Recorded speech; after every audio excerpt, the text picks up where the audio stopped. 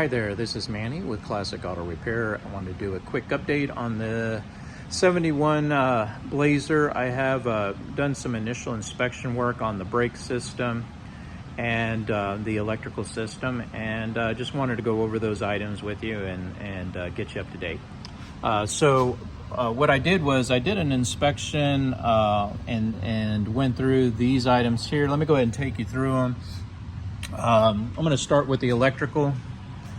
As you know, this wire harness is pretty beat up and chewed up, and as you and I discussed, putting in a new wire harness will eliminate a lot of the problems that you're going to have with this system. It'll get everything back up to speed. So I've got a new fuse block here, a new firewall plug, and all the harness here. The harness requires a lot of plugs and terminal connectors and things like that I'll have to install to get everything working correctly. I've installed several of these before, these painless systems. It's a good system. I like them because the wires are labeled, so if any diagnostics has to happen in the future, it's easier to trace wires and circuits. I also put together after the electrical, I put together some stuff on the brakes and also registration. Emergency brakes are completely missing on this truck. There's no accommodation for the emergency brake cable to be connected to the caliper. So unless we have these parts right here, which is a bracketing system, a return spring, and a connector cable, if you have these, great. I can install them onto the calipers. If not, I'll have to replace the whole caliper that has these parts built on them. And because this is a custom fabrication, never came on the vehicle, a lot of these calipers need to be bolted to a bracketing system that is specific to the calipers. So without knowing the manufacturer, if you can provide it, great. I don't have to get these brackets, but normally to get these calipers, I go ahead and get everything else so that I can make sure everything works and is going to be mechanically sound. Now, this can be up to $2,000 to install all this emergency brake system, because not only are you missing that, there's no accommodation for the emergency brake pedal on the kick panel because there's a roll bar there. That's right in the way of where the pedal mechanism would go on the vehicle originally.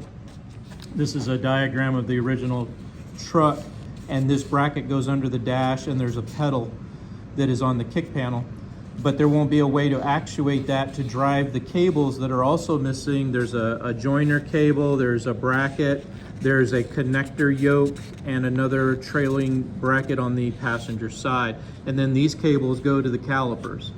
So I went through, I priced out some cables. I also found a connector which would allow me to join the two cables to one.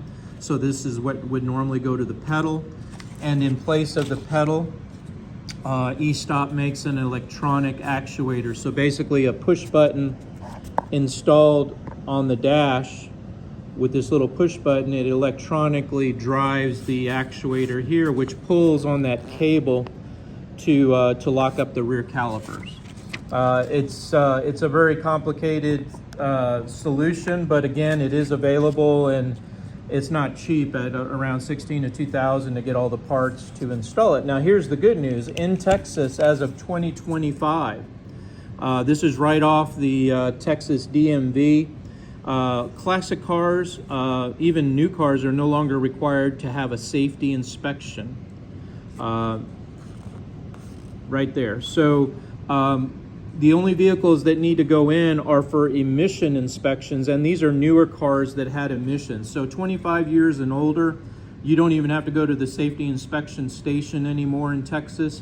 You just you go to your registration office. I would call them just to verify everything I'm saying, because you know that state and all the red tape. But I did pull the form. This is the form they use for registering a vehicle in Texas, and there's nowhere on here that you need a safety inspection. It does ask that you verify, if it's an out-of-state vehicle, that the what do they call it? The VIN number is correct on the frame or on the door. But you don't have to go in. You can just simply sign here that the VIN number is correct for the vehicle, and that's kind of your affidavit. So you don't even have to go in for that. Real good news, because if an e-brake system isn't important to you, then you don't have to have it in Texas to get your vehicle license plates and registration. So I'll leave that up to you as to whether you want to have that with an automatic. It's really not something that most of my clients even are aware of, whether their e-brake system is working or all the parts are on it. Because when you put it in park on these GM and Fords, that you put them in park, there's a locking paw on the transmission. It locks the wheel so that it doesn't move. So it's kind of like a secondary system. In most cases, the limited driving most of these guys are doing, that you could probably spend that budget dollars, the $2,000, somewhere else. But I went ahead and included it on the estimate at a beginning around $1,600, and it could be a little bit more. Like I said, it would all have to be custom made and fabricated for this vehicle. So let me know if you want to go down that route. I'm putting on this 72 Bronco, was completely missing the emergency brake system on it as well, except it did have the pedal, but all the cables here are either not connected or completely broken and missing parts. So he's kind of going through the same problem. The emergency brake cable right there is completely broken off and not connected to anything. So I've got to put a new one up in the backing plate. Now, this is a stick car, a manual, so the emergency brake is good to have because it just gives you a way, because you don't have a locking transmission with an automatic. Only thing you can do is put it in gear, and there are times where the compression on the motor won't hold the vehicle, so an emergency brake just adds that extra level on a manual car. So this vehicle is getting all new lines, all new hoses. Everything inside of here has been rebuilt on the four-wheel drive. So, you know, again, I can take it to whatever level you want, but I want to use your budget dollars in the best way that I can.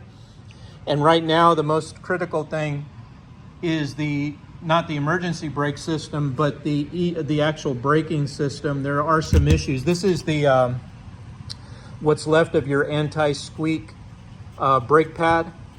It is so worn and thin that this was all that was left of it, and that was wedged between the rotor on the car. And I'm going to take you back there and take a look at it. There is some kind of significant wear. Either the pad wore down so low that the metal on metal has caused the rotor damage here that I see. This is usually a result of metal, and that backing plate hitting on this would definitely cause that. Or there's some other kind of issue. I don't really know.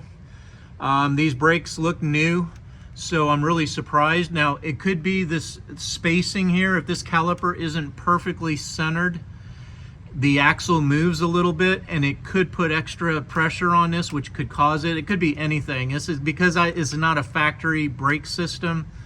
There could be any number of things causing this significant wear on this side of the rotor. Now, the other side of the rotor is clean. There's no wear on it, and the passenger side doesn't have any wear like this does on this driver's side. So either something got caught in here, or some other issue of movement or clearance is causing a problem. So I need to get in here, take the wheel off, see if I can find what the problem is here, and then make the necessary repairs. So I put that on the estimate. And then on the other side, here's your brake fluid leak, as you can see here on the floor. And it's coming from this joining brake line where the metal line connects to the flex line. This needs to be, if it's broken, I need to repair it. If it's loose, I need to tighten it.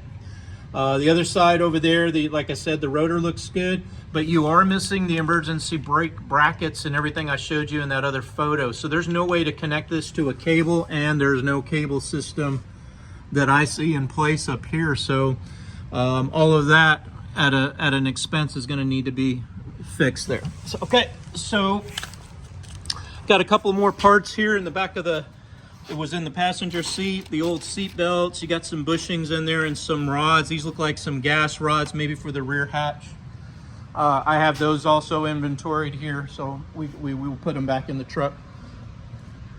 Okay, so on the brake system itself, first place you always look is the brake reservoir, and you can tell right now with the top lid rubber seal pulled down like that, that means fluid is coming out of the reservoir. It should be up close to the top of the lid. Both of these have a little bit, but the rears, which is where that leak was, is definitely showing a sign of fluid loss, which is why it's almost empty. If it gets air in there, then you got to bleed the system. Once I get it the leak fixed and I start moving forward, I'll put some fluid in here and check the pressure on the pedals, get the air out of the system, and that'll get your brakes back to where they need to be. This right here looks okay. This is your brake proportioning valve. Lines look good. I don't see any leaks on it, so we're looking good up front. It's all new with parts, and it looks CPP makes a good brake system. That's what you got here. I don't know if it's a CPP on the rears, but if it is, like I said, we can try to get some parts from them if you want to go with the emergency brake system. You just let me know how you want to proceed there. All right, so that'll kind of get me going on the brakes, so this thing will stop and we won't have any more leaks. I've been trickle charging the battery for 2 days. Did a battery test yesterday at 70%. I'm going to let it run all day today, and then tomorrow check the health of the battery. See, these kind of batteries dated at 2022. Actually, that's a 1221, but 2022. It's got 3 years, going on 3 years, which is about 3 to 4 years is what you can expect on these. Especially if they get battery drains like this one had. But I'm going to do some charging on it, see if we can restore the level of power back to this battery. All right, so it looks like you've done a lot of the upgrades that I would do on the motor. The Edelbrock carburetor is definitely going to make this thing run good. It's when it's adjusted correctly and the choke is connected correctly. I'm going to check the voltage on this wire. Most guys don't connect this to the right voltage, and it doesn't make the choke work correctly. So there's some tuning I can do on this if you want me to go down that route. See if I can get it running better for you if that's a concern. Cold starts, hot starts. It's got an EFI distributor in there, which is definitely good. That'll give you good spark. Probably want to pull a spark plug and check condition of the foul, whether it's fouled. That'll tell me how the gas is burning in the system. And putting some new spark plugs obviously is going to make it run really well if it's not. And you know, honestly, when it comes to fuel injections, I just don't think they have a good solution for old classic cars unless you're putting a complete crate motor with a computer and fuel injection like you would get with a, you know, an LS1 swap that comes with everything, a crate solution. You don't really want to go with an EFI that bolts to an intake, because all you're basically doing is just dumping the same gas atomized through the same ports of the intake manifold. That's not going to really eliminate any of your problems, and it's a huge expense in a very complicated system that is prone to failure because these cars are not driven daily. Your new cars that have fuel injection and computers, yeah, they're reliable, they're stable, and they work very well because the computer controls the amount of timing, advance, base idle, fuel mixtures. It can change one side of the bank and adjust fuel injectors on the fly.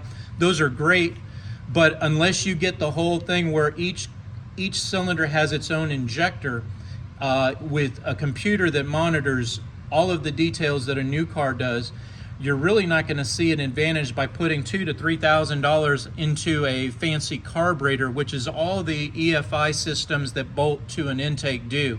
Now, if the intake is replaced and you're putting injectors in, a tunnel ram, yeah, you can go that route, but also realize you need to have a fuel system that can support it. This is a 6-pound pressured fuel system.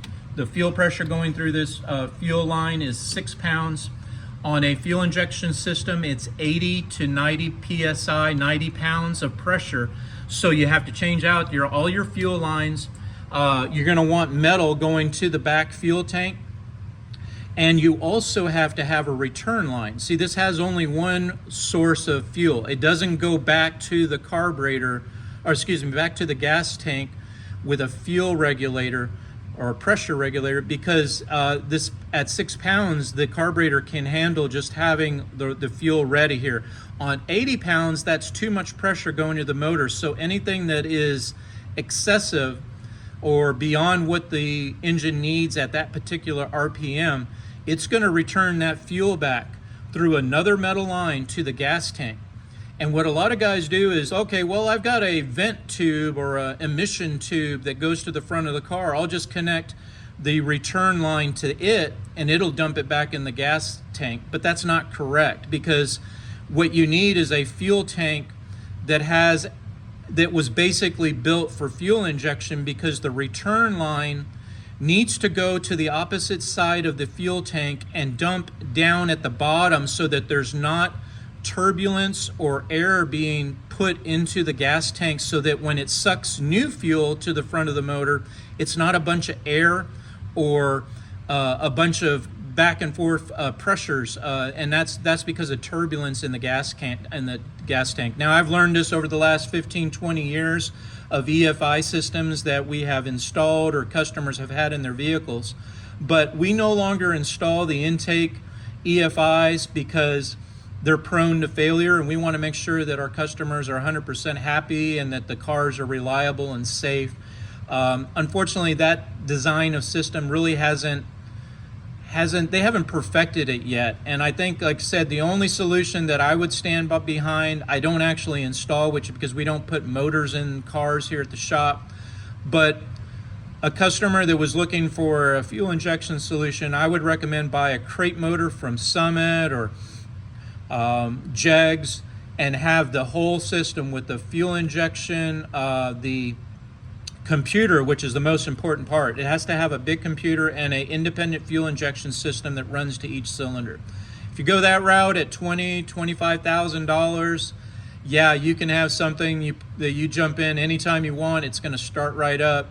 It's not going to have any problems. But unfortunately, cars that were built 50 years ago, you got to pump on the gas before you start them. You got to hold the pedal to the floor when the engine is already hot. When you stop at the bank or the Sonic or get to the gas station, when you jump back in it, your pedals should be to the floor when you crank on the starter. Those are just little things. And with a good carburetor and a good fuel system, good ignition, these are very reliable and safe. They've been working, they worked great for decades. And only until they invented the computer in the 80s and the ODB systems for sensors, we really had a really good solution, but people tuned their engines every 12 months. So that's something, unlike new cars, old cars, you need to bring them in every 9 to 12 months for new spark plugs. You need to get the tuning, you need to adjust timing, you need to get all your ignition up to snuff, and filters are changed. So keep that in mind if you're looking for reliability on these old classic cars, and they will really do you right if you do the maintenance according to the schedules that the manufacturers suggest. I also have a drip up front. This looks like it's coming right from the steering box, which is located right above it up there. Now, this could be just because I was turning the vehicle and getting it back here into the spot without running the motor. So without the pump running, it could be just a seal leak or just an overpressurization. I don't see any drips from the can, so more than likely it's got a gearbox seal leak. Might have to, with these big tires, your steering boxes are going to fail more often just because of the heavy-duty wheels and tires. It puts a lot of abuse on your steering box right here. I don't see any leaks on the line, so that kind of tells me that drip is coming from right there. And that's your gearbox seal. You're not going to be able to fix that. You just swap out this whole steering box when you're ready. I don't know if it's going to be a big leak. I would say drive it, put a lot of miles on it, and see if the seal is just dried out from sitting. and getting some fluid and some heat on the parts might free that seal up so that it starts to seal again. All right, so that's what I have for you there. Let me see if there's anything else on my notes here.